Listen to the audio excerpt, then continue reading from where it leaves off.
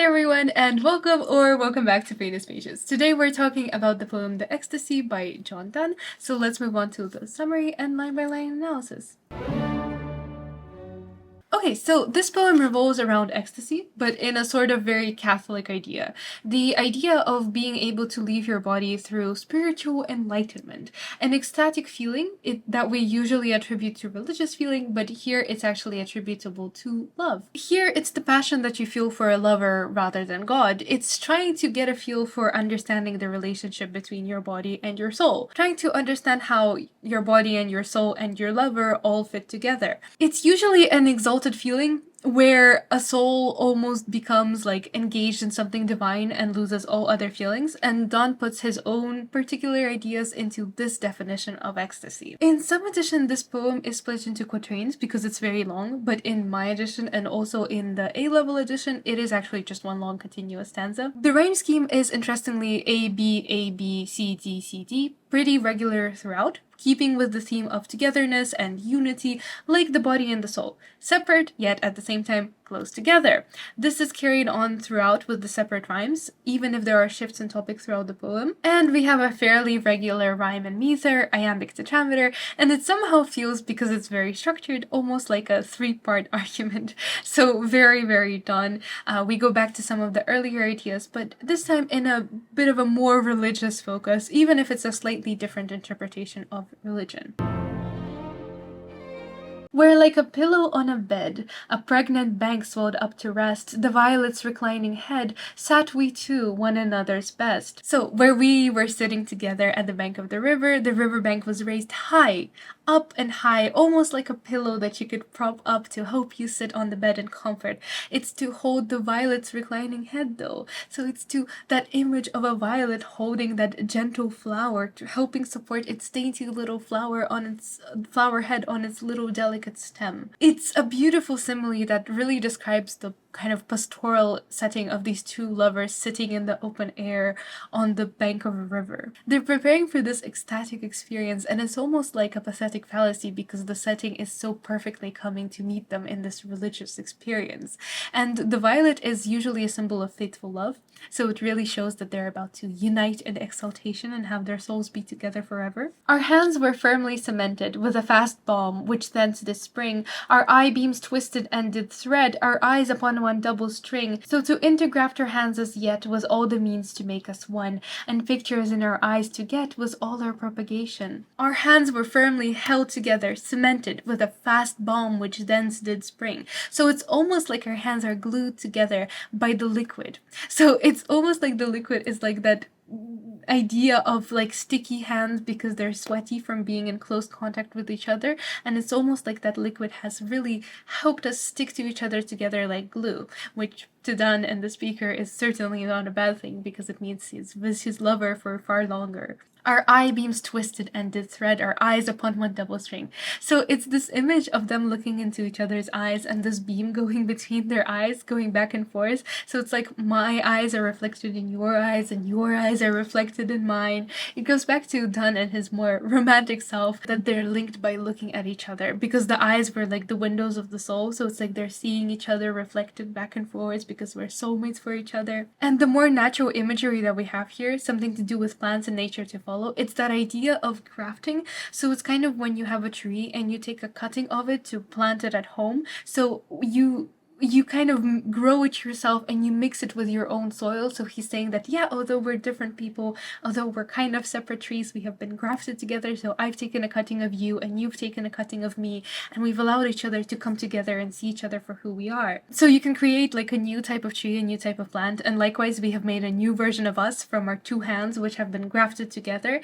So we make a new version and we try to make us one, and our reflections in each other's eyes was the propagation. So the way that we can see each other back and forward was the water that helped the tree grow. It's how we irrigated, how we added water and made a new type of plant. So we created life. Our sticky palms created life, and it's of course possibly a sneaky reference to the fluids of life and the sticky liquids that come from physical contact. So that is what he's saying here. As twixt two equal armies, fate suspends uncertain victory. Our souls, which to advance their state were gone out, hung twixt her and me. Just as fate decides the victory of two equally strong armies, and while those two wait for fate to decide the outcome that they have, they exist in a state of suspended uncertain victory. Because both armies come to meet each other and they think, oh no, we're equally strong. I wonder how this battle is going to end. Well, I guess it's up to fate, and they hang in that state of uncertainty because they can't be sure that they will emerge alive out of this battle if they're equally matched. It's really up to fate, really up to luck, really up to them. And he's saying it's like our souls have gone out to negotiate their state. So it's almost like they're the envoy, they're sent out to handle those negotiations, to balance them out, we are also suspended in the state of victory because we have both won and lost. So we hang on fate's worlds while she decides, because our love is so up to fate, because I always hope that you will be near to me, and you probably hope that I'm near to you, but how can we know what fate has in store for us? So likewise, we're like those two envoys who are about to negotiate, but we don't know the outcome. And whilst our souls negotiate there, we like sepulchral statues lay. All day the same our postures were, and we said nothing all the day. And while our souls are out there negotiating, we're lying like sepulchral statues. We're quiet like the statues that they place in cemeteries to guard over the dead. So we are quiet like the statues all day, our postures are the same, we say nothing, we don't move. Our mortal bodies don't move, but our souls and our spirits are ever active. So it's that contrast, which is why they're sitting as almost a part of the scenery on this bank of the river, because they're almost a part of nature, because they don't move. It's not their physical bodies who make this all-consuming and passionate love, it's their souls. If any, so by love refined, that he soul's language understood, and by good love were grown all mind, within convenient distance stood. He, though he knows not which soul spake, because both meant, both spake the same, might thence a new concoction take, and part far purer than he came. If anybody could understand love, if anybody was refined in the concept of love, and of course the conceit of refined as in refined metals by heat, by good love were within their convenient distance. So they might make a new concoction because of love being in their vicinity, our love, and they might leave purer than they came. So our love might act as like that distilling liquid to purify someone else's relationship. The person who would be refined by love, they would be like a refined metal. They would leave pure, they would leave better than whence they came. They came as a lump and emerged as precious purified metal. By the process of listening and watching these souls talk, these two souls, me and my lover, by watching us talk, you can be purified. Just our conversation is enough to clear you and turn you into a beautiful gem from that ugly piece of coal, is the self-confident message. So if these two souls talk, even if you don't understand what we're saying because you can't listen, because we're both saying that, because we're both one and the same. So although we can carry on a conversation, to you it's just like one person saying the same thing, because we are one person, we're two parts of a soul. So because we speak the same, or because we're really just two halves of one, you wouldn't understand, but still you would be refined by the process, because our love is just that powerful. This ecstasy does unperplex, we said, and tell us what we love. We see by this it was not sex, we saw not what did move, but as all several souls contain, mixture of things, they know not what, love these mixed souls thus mix again, and makes both one, each this and that. This ecstasy does unperplex, does resolve problems, resolve difficulties, we said. We ourselves admitted that our love is magic, that this ecstasy may solve problems, tell us what we love. So for the first time we understand that it was not by sex, so it was not by physical love, it was by our spiritual love that we are able to exist in this state, that we are able to cure people with our love. For the first time we have this ecstasy, this revelation. This is the revelation. Actually, for all those dirty mentions aside, this is the revelation that we need not have physical contact in order to love each other. We saw. Playful uses of tenses here to show that it's about the realization that it's not about the physical, that it's not about the action, it's not about placing the verb in the correct tense, it's not about what they used to do or what they're doing now, it's about their spiritual part that exists in a sort of timeless state. And we had this idea that the soul was hugely complex because it took on so many important roles, so it's difficult to understand, which is why we also know not what love these mixed souls thus mix again. So we don't know how love made us mix even more than it's possible, but somehow here we are. It's not what we don't know about the the souls. It's not just purely physical. It's not just purely spiritual. It's somehow a mixture. It's somehow strengthened. It's like an alloy that's strengthened by physical love. Makes both one, each this and that. The point is that when you're in love, you're mixing your soul even further, developing it further. A single violent transplant, the strength, the color, and the size, all which before was poor and scant, redoubles still and multiplies. He then develops this idea of grafting their hands, their souls together, continuing that conceit of the violet. So a single violet, a single flower can pass on all its strength, its color, its size, its genotype, essentially. So all of which before was poor and scant, as in there was only one violet. Suddenly the violet asexually reproduces, and suddenly we have a whole field of violets. So not only are there more violets, but they grow even stronger than they were before. They have more desirable characteristics. And likewise, our soul, our love is the same. Our two united souls are stronger than what they were before. They exhibit stronger individual characteristics. They help fill this field with something beautiful. The violets, the flowers of our love. When love with one another so interanimates two souls, that abler soul which thence does flow, defects of loneliness controls. When love with one another interanimates two souls, when love makes us two, one, then that abler soul controls defects of loneliness. So the weaker individual's flaws are, well, changed, remedied, controlled when they eventually come together with the stronger soul. So love interanimates us because it makes us stronger. I basically complement your weaknesses and you complement mine. You make us come together, you make us something new, a stronger type of violet, a more beautiful type of flower. We then, who are this new soul, know of what we are composed and made, for the anatomies of which we grow are souls whom no charge can invade. The first person plural pronoun of we, as we have this conclusion of that section, the beginning of a new one. We are this new soul. We become the new soul. This is the transition from the old into the new because they have become a new soul. They have grafted together. It's now more personal, united. Know of what we are composed and made. We know what we're made of. We know what our love is, of atomies, the old word for atoms. It's this more modern idea that we are made of atoms, but the souls are never changing, that the souls are eternal, that the souls are the things that really make us come together. No change can invade. So although our bodies are made to decay, our souls are made out of atoms and they will last forever. But oh, alas, so long, so far, our bodies, why do we forbear? They are ours, though they're not we are the intelligences, they the spheres. But oh, so long, so far. We have these caesures, the sentences very much split apart, separation, brokenness, longing, feelings of being upset because we have this distance. And then, of course, the question that Donne is asking is, why do we even have our bodies? Why do we have this shattering, this otherworldly first section? Why do we come back to these more philosophical, these more practical considerations? They are our bodies. They are not us because we're something else. So we all relate to our bodies like angels are related to the sphere of air.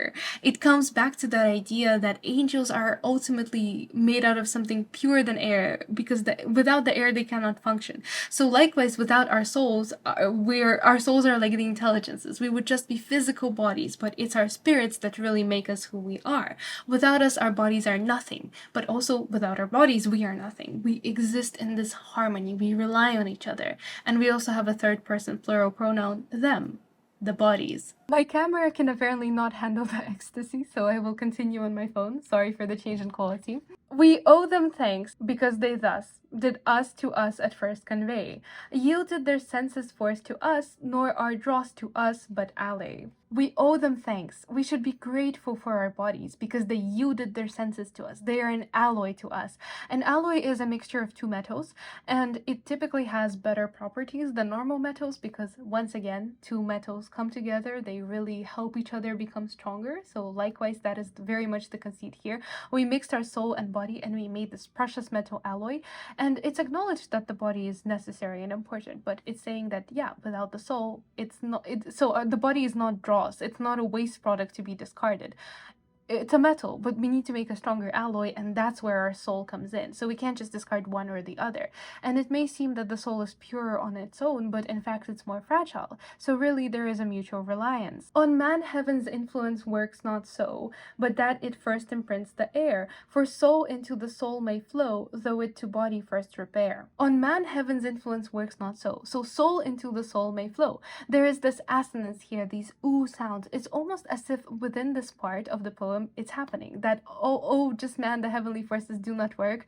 But first they work on the air and they leave this air imprint, so it's like a mold, and then the soul flows into the mold and it creates this beautiful metal alloy. So again, it's a continuation of that conceit of purifying metals and of an alchemy sort of thing, and that idea that we are mutually reliant on each other. We cannot exist without each other. As our blood labors to beget spirits as like souls as it can, because such fingers need to knit that subtle knot which makes us man, so must pure lovers' souls descend, the affections into faculties, which sense may reach and apprehend, else a great prince in prison lies. As our blood labors to make us exist, spirits, just like souls, need fingers to knit. So there was this idea that blood was some kind of vapor that linked your soul to your body during Dawn's time. So just like blood labors to keep our soul and our body attached, likewise, we need to move around like strings and mold our soul to our body. So that's subtle like ethereal and spiritual, the subtle knot that makes us man. Those fingers of blood subtly make us man. They subtly keep us together. They keep us knit, but we can't see them because our blood is on the inside of our skin. Because of this, must pure lover's soul descend to affections and to faculties. So this is why, although we acknowledge that love is pure and spiritual, we cannot simply keep to pure and spiritual affairs. This is why we must get physical in Dawn's vocabulary, because we need to keep our blood going, keep our blood running. We must be actively using our bodies to perform passion, to perform action, bodies which sense may reach and apprehend. So we have to have in our soul something that has all of the senses. Otherwise, it's like a great prince in prison lies. Otherwise, it's like, what's the point of having a body? We're keeping it trapped. You're imprisoning the soul. You're dooming our prince's life to a life that's meaningless, unsuitable, useless. You're not really able to fully love if you don't love physically, is the message that Donne ultimately concludes. To our bodies turn we then, that so weak men on love revealed may look, love's mysteries and souls do grow, but yet the body is his book. We turn to our bodies then, so that weaker men may see our love revealed. So in order to show people what it is to love, that's why we resort to the physical. Of course, we're very spiritual and noble-minded, but we must resort to the physical. So love's mysteries grow in souls. Of course, people who don't love can't understand love because it's between me and my lover, between our souls, you can't know, but the body is the book. The body is the way to read love and to unite it and to experience its power. And if some lover such as we have heard this dialogue of one, let him still mark us, he shall see small change when we are to bodies gone. And if some lover, like us, has heard this dialogue of one as in the both of us united, let him still mark us, let him pay attention to us, and he shall see small change when we're to bodies gone. So he will see that it doesn't make love any less pure if we begin to love each other, if we put our bodies together. So in other words, you can still have physical love, you can still have sex, and still have pure love.